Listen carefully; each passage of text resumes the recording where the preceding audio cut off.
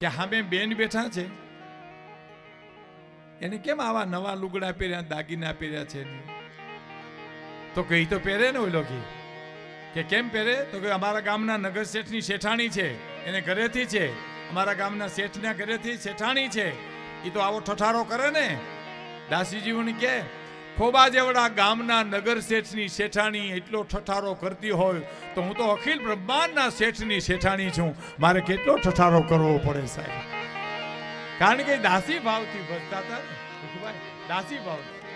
એટલે તો ભજનમાં કીધું છે કે દાસીને ભેળી જાજો તમારા દેશમાં, દેશમાં દેશમાં આ દાસીને તેડી જાજો તમારા દેશમાં.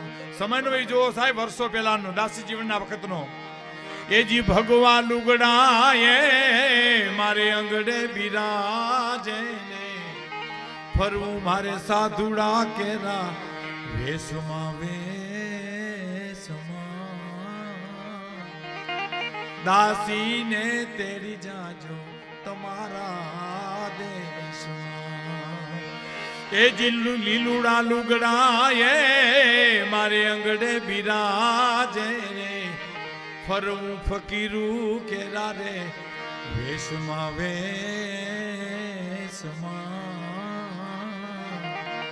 દાસીને તેડી જાજો તમારા દેશમાં, સાધુને તેડી જાજો તમારા દેશ. શબ્દ ફકીરના મોઢામાંથી નીકળી જાય તો સાધુના મોઢામાંથી એ શબ્દ નીકળી જાય. એ હરિભક્તોને હાથ વગો છે, પ્રેમ પર ખંદો રહેશે. ગોતવા જાવ તો મળે નહીં ગોતો, ગહન ગોવિંદો રે અને હરિભક્તુને હાથ વગો છે, પ્રેમ પર ખંદો રે. તો હવે સાંભળજો, એ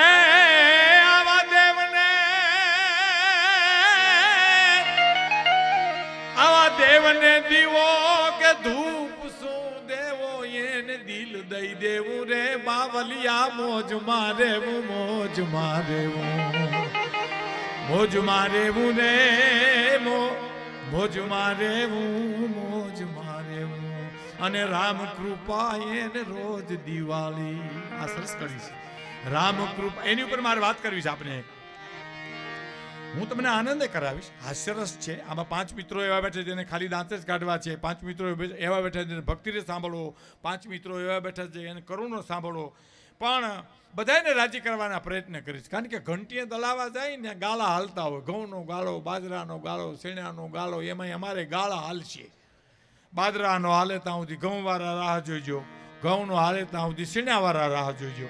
કારણ કે બધું ભેળું કરી તો ભડીકું થઈ જાય. ભડીકું કરવાના ઘણા ઠેકાણા સાહેબ. હવેના મેળામાં ભડકા ન કરે છે. હા, આ તો શિવરાત્રીનો મેળો છે. હાસ્યરસ ભડીકું એટલે હાસ્યરસ. શેણાનો લોટ એટલે હાસ્યરસ. ફરસાણ જેને કહીએ ને આપણે, ફરસાણ પીરસો કંઈક, ફરસાણ નથી કહેતા. હા, હાસ્યરસ તો જીવનમાં. મેં જુનાગઢમાં એક જણાને કીધું, મેં કીધું તમારા બાપુજી શું કરે? મને કે અફસોસ કરે છે. શેનો? મેં કીધું અફસોસ કરે. મને કે અમે આવ્યા એનો, અમે આવ્યા એનો. મારા બાપુજી અફસોસ અફસોસ અફસોસ. 15 દી પછી ને બાપુજી મને મળ્યા. મેં કીધું દીકરા કેટલા? મને કે 3, પણ ટબા જેવા હો. મેં કીધું મોટો શું કરે? મને કે ખેતી કરે. મેં કીધું વીથી નાનો શું કરે? મને કે બિન ખેતી કરે, બેઠો બેઠો ટુકડા કરીને વેચે હર્યો. સૌથી નાનો મેં કીધું શું કરે? તો જે સામે મળે એનું કરે. આખા ગાંડવા દાજી ગયા હોય ત્યાં ક્યાં ફરિયાદ કરવી તમારી સાહેબ? હે રામ કૃપા એને રોજ દિવાળી. હાસ્યરસ છે. હાસ્યરસ તો જીવનમાંથી નીકળે છે સાહેબ. એક ભાઈને ઘરે મહેમાન આવ્યા ને, મહેમાન તો ગરદણી એના છોકરાને કીધું મહેમાન માટે બજારમાંથી કંઈક લઈ આવી તા, રિક્ષા લઈ આવ્યું. બોલો, હજી તો બેઠા, હજી બેઠા હતા બીજા હજી બેઠા, ચાય નહોતો પીધો, ત્યાં તો ભૂર કરી રિક્ષા આવી ને મહેમાન બિચારા બેહીને વૈયા ગયા. પણ ગરદણીને પછી છોકરે પૂછ્યું કે બાપુજી આ મહેમાન હું કામ આવ્યા હતા અને વૈયા કેમ ગયા? કે હગાઈ કરવા તને જો આવ્યા હતા. અને તને મોકલો તો કંઈક લેવા, તું રિક્ષા લઈ આવ્યો એટલે વયા ગયા. પછી વાહે હળી કાઢી. સમજણ વિનાનું જીવવું ભલે જીવો વરસ 1000, પણ સમજીને જીવો 2 ઘડી તો સમજો બેડો પાર. સમજણ વિનાનું જીવવું જીવો વરસ 1000, પણ સમજીને જીવો 2 ઘડી તો સમજો બેડો પાર.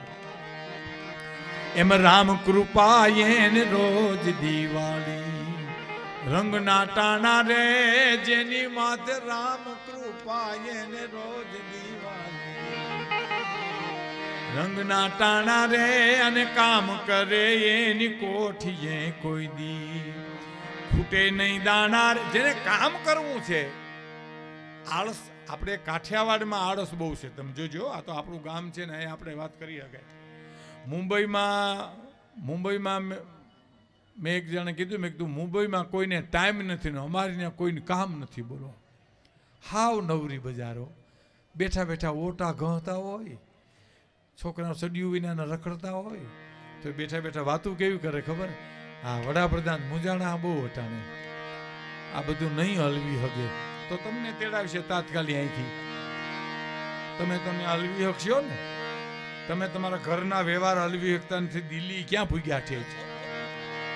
બહુ ત્રેવડ થાય તો 4 સડિયું કરાવી લ્યો, તમે 2 લેંગા કરાવી લ્યો. પ્યાર ઘણા ખાટલામાં હૂતા હોય ને, પાંગઈ તૂટી ગઈ હોય ને, ગોદડામાંથી હોરવા ટાંગા નીકળ્યા હોય તોય હૂતો હોય પાછો. આપને એમ થાય કે આ ગોપીચંદ ભરતરી રાજપાટ મૂકીને વયા ગયા, આ ગોદડાનો ઘા કરી નીકળી કેમ નથી જાતો અલખ નિરંજન કરીને? પણ એને હૂતા સિવાય બીજું હોખ ન હોય, અને અકલમઠું બૈરું હોય. ઘરના હોય ને અકલમઠા હોય, અકલમઠા લોટકા બહુ હોય. હા, શારીરિક તાકાત બહુ હોય. એ આમ અમથા ન ઉઠાડે, એ તો પગેથી ગોદડું ખેંચીને કે ઉઠો ને, ભૂણની જેમ ઘોરો હતી. તમે કંઈક ઉઠો તો મને આમાં હર હુજે. આપણે હું તો હું કે ખબર હુવા દે ને, તું ક્યાં નીંદર કરિયાવરમાં લાવી ક્યાં ત્યાંથી? અમારા બાપની છે ને પેઢીઓથી લઈને હજી લેવાના છે. બહુ આળા. એક જણ આમ પગ ઉપર પગ રાખીને હું તો એમાં કોકો પૂછ્યું કે વંથલીનો રસ્તો બતાવો તો આમ પગ કર્યો, આમ હલ્યો નહીં, ઉછ્યો નહીં, આમ પગ કર્યો, આમ છે. ઓલો કે બોલતો ખરો મોઢામાંથી, આમ હું કરશો? તા હું તો કે આ ભેહું પાણીમાં પડ્યું તમે જોયું તો? ઘા એટલી આરહુડી છે કે આખો દી પાણીમાં પડી રહી અને ઘીરે આવીને પાણી પીએ. એના દૂધ અમે પીએ છીએ. કેટલી આળ હોય. અને વિજ્ઞાને સાબિત કરી દીધું, હો સાહેબ, વિજ્ઞાને સાબિત કરી દીધું છે કે ગાયના દૂધમાં ફેટ નથી, કોલેસ્ટ્રોલ નથી. ગાયનું દૂધ સંપૂર્ણ પવિત્ર છે, એટલે ગાયને ભારતીય સંસ્કૃતિની માં કીધી છે. અને ભેંસના દૂધમાં કોલેસ્ટ્રોલ છે, મેદ છે, ઘણું નડે એવું છે. અને મને ગામડાના ગોવાલે બહુ સરસ વાત કરી હતી. આ મેઘાણીભાઈ આમ ભ્રમણ કરીને સાહિત્ય મેળવ્યું હતું. મને કે ભીખુદાનભાઈ, ભગવાન કૃષ્ણે ગાયનું દૂધ પીધું ને એટલે અધર્મનો નાશ કરી શક્યા. લ્યો, બહુ સીધી વાત એને કરી. ગાયનું દૂધ ગોકુળમાં પીધું એટલે કવરોનો નાશ કરી શક્યા. જો ભેહુંનું પીધું તો હજી ગોકુળમાં હુતા હોતી, એને ઉઠાડવા જવા પડે. એમાં મેદ છે. હે